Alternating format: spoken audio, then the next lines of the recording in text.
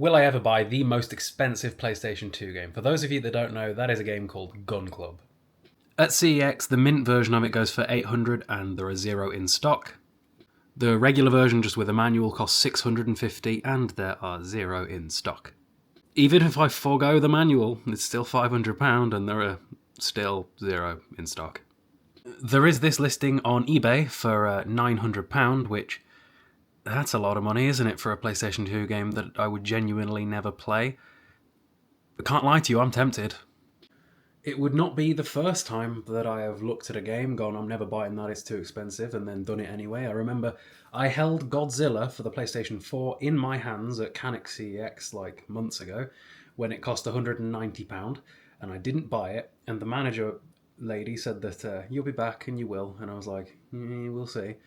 And that was before I collected games and, was able to profit from making the videos on it. And then roll on a few months and I bought it for, I think, $230. So I did end up buying it and she was right. But Gun Club is a whole different kettle of fish being that expensive. And it also bothers me because I do genuinely try to only buy games that I actually have intentions of playing. In Gun Club I probably wouldn't. Whereas Kuon and Rule of Rose are at least in my niche, If the top 3 expensive PS2 games are Gun Club, Kuon, and Rule of Rose, Kuon and Rule of Rose are both survival horror style games that are up my alley, whereas Gun Club, I have no idea what Gun Club is about. I think it's like the firing range from Call of Duty, but as a game. I have no idea. I could Google it. I'm not going to Google it, but yeah, who knows? Maybe one day. If I ever encountered it out in the wild, that might tug on some sort of string in my non-existent heart, perhaps, and then maybe. But other than that, probably not. We'll see. It's another interesting one. I'll shove the question over here, perhaps. I need to leave some space somewhere, don't I? It's $55 for all the skins. So I was talking about the price of Dead Rising remake, remaster, whatever we're calling it, and how I was surprised that it's as cheap as it is, being £45 as a PlayStation 5 game. And he was like, well, it's $55 with all the skins. And he's like, well, yeah, but does anyone buy that? Do you guys ever buy the more expensive version of games just to get the skins? When I was younger, if you bought the more expensive version of a game, you got something. Like the digital deluxe edition of like Call of Duty Modern Warfare 2.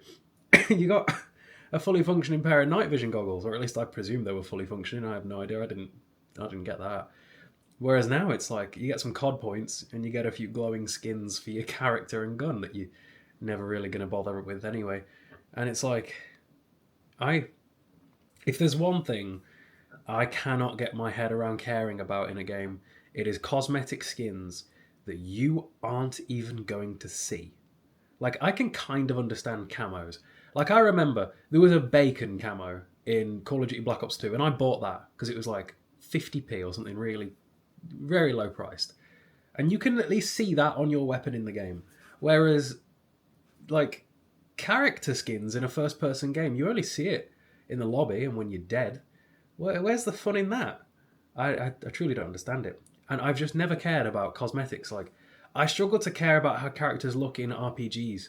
And it's good because often, like, what is most productive in terms of a build is often very ugly because of the stats not exactly aligning very well.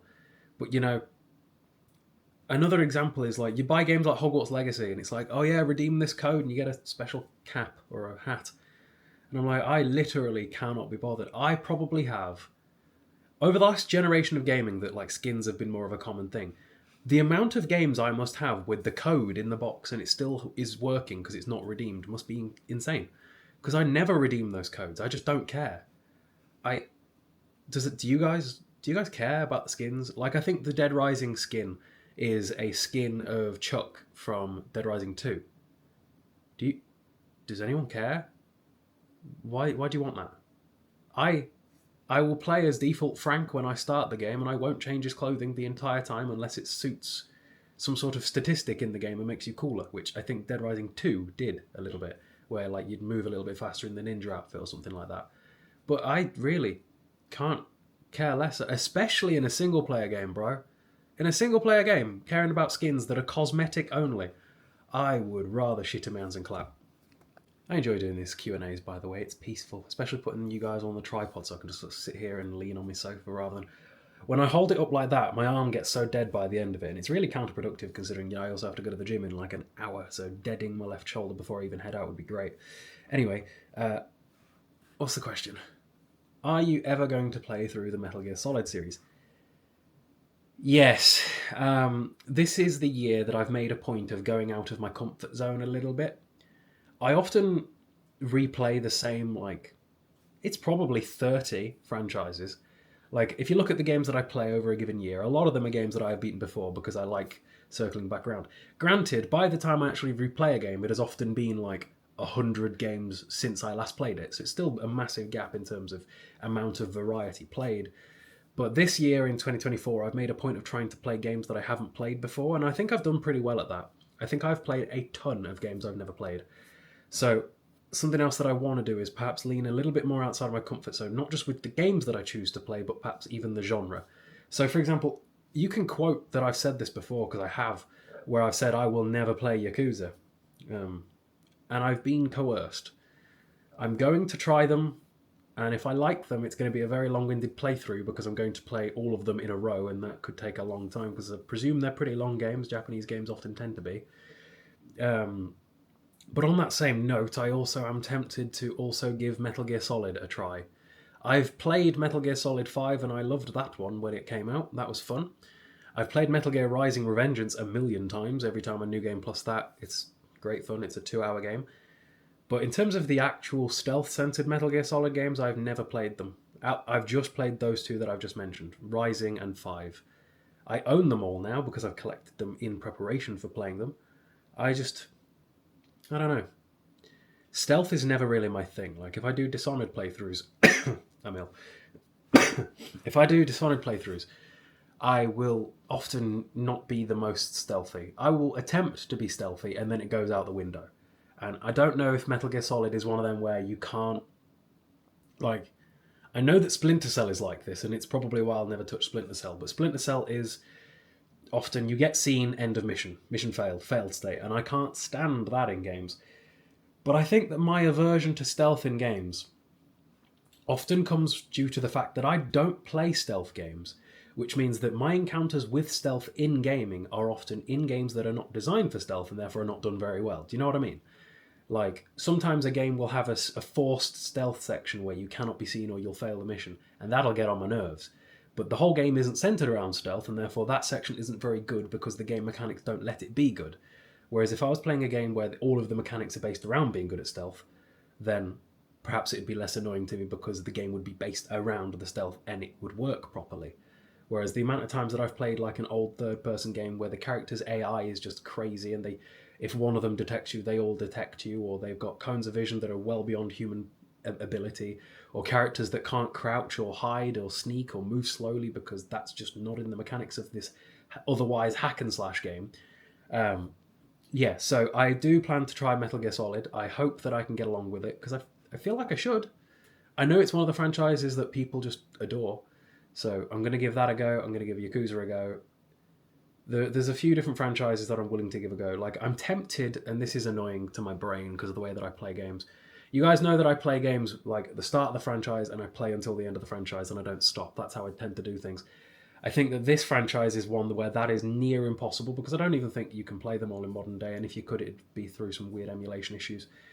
Final Fantasy. I have no idea how many Final Fantasies there are because I swear to God, as somebody that's never played any Final Fantasy ever in my life, Final Fantasy looks like this. You got Final Fantasy VII that came out 25 years ago. You finally Final Fantasy VII Remake. You got Final Fantasy VII Remake Part 2, Part 3, and Part 4. You got Final Fantasy VII Remake Rebirth Part 2, Version 4, and I don't know what I'm supposed to play. I have no idea where to start with those games, and I'm aware that most of them don't exactly follow on from the preceding one, so you can kind of jump in and start wherever. But, like, I need the internet to give me, like, a solid list of these are the good Final Fantasy games that are worth your time and the order to play them in. You know, I could do with that. Especially because at this point the Roman numerals look ridiculous. I swear to God they're on like Final Fantasy 26 or something like that. And what's 26? 26 in Roman numerals would be 26 would be XXVI. So it might be XVI that I'm thinking of perhaps, and that'd be 16. Because that's probably more reasonable, isn't it? 16 is probably a thing. But yeah, so I'm tempted by a Final Fantasy or two. but I just don't know where to begin with those. And I know that 7 is the one that everybody loves because as much as I haven't played them, I still have existed in gaming culture my entire life, and I know what people say. I know about Sephiroth and that he kills someone, for example. Yeah. What else? I had another question to answer, I'm pretty sure. This was a bit of a joke comment, but honestly, I'll show them off at any given opportunity. Do you have Resident Evil 4? Yes, I do. Let's go find them. Also, if you guys haven't already, do be sure to drop me a subscribe, because apparently at least 50% of you that are at this point in the video haven't. Anyway, we got Resident Evil 4 for the PS2, the Steelbook edition of Resident Evil 4 for the PS2, the Platinum edition of Resident Evil 4 for the PS2, which is my childhood copy, hence the old sticker. Resident Evil 4 for the PC. Can't even play this, I'm 99% sure. Resident Evil 4 for the GameCube. Resident Evil 4 for the Wii. Resident Evil 4 for the PS4. This is a cool one. This is a Japanese import. So this is Resident Evil 4 for the PlayStation 3. Biohazard Revival Selection. It never got a physical release outside of Japan, I think. So, yeah, pretty cool. And then finally, the Steelbook edition of Resident Evil 4 Remake. Because, of course. I also have Resident Evil 4 digitally on the 360. And I also have Resident Evil 4 VR on my Oculus Quest 2. There's also the mythical Resident Evil 4 Kuon edition, for anybody wondering. I do love me some Resident Evil 4. Before I go, I just saw a video where a dude is trying to get the full PlayStation 2 collection, as in every PlayStation 2 game. To my knowledge, I think there's 4,500 PS2 games. That's nuts. That's insane. Good luck. I don't even know if it's possible. I mean, I don't know. Are there rare PS2 games that don't have crazy price tags that I just don't know about? Because maybe that's a thing. Like, you would think that if a game is so rare that it almost doesn't exist anymore, that its price would be very high, and therefore it would be easy to know about, like, as a collector. Like, I know the top expensive PS2 games, like, just off the top of my head. I own 2 of them. But it's like, are there any that are just straight up gone? Like, extinct? Maybe. That's going to be 4,500. I think that's more games than I have. It's definitely more games than I have. Each shelf is 50. 50, 100, 150, 200, 253, 354, 455, 556. Yeah, so when all of my shelves are completely full, that's 600, plus the ones on the top for another, say, 20. Say I've got extra storage and I can get up to 650. That's still nowhere near 450. 4,500. Like, good luck. You have deep pockets. This is... I think collecting's one of those interesting hobbies where people get very judgmental over the stuff you choose to spend your money on and choose to do. Like, I've had so many comments being like, you're a grown man collecting old games, as if you should be out there being productive, get a real job or whatever. And I see it in this... I see it in the same note that I see people moaning at, like...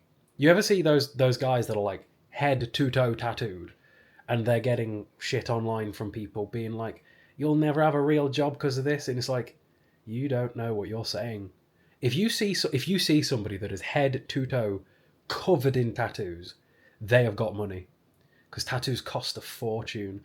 I've only got like 2/3 of a sleeve on my left arm, and that cost me more than $1,000 when I had it done, like for the total amount of hours.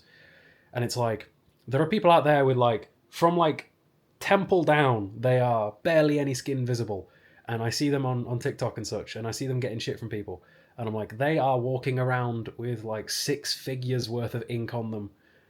They're fine. And I think collecting is another one of those hobbies where if somebody has a pretty extensive gaming collection, they're probably doing all right, because it's not really... It's not a very productive hobby, so it's one of them where you've got to be doing all right, otherwise it's not going to be a possible one to do. You know? Yeah. Good luck to that guy. I don't know if he watches this. Maybe. I feel like everybody that does collecting videos gets on their own algorithm. I don't know.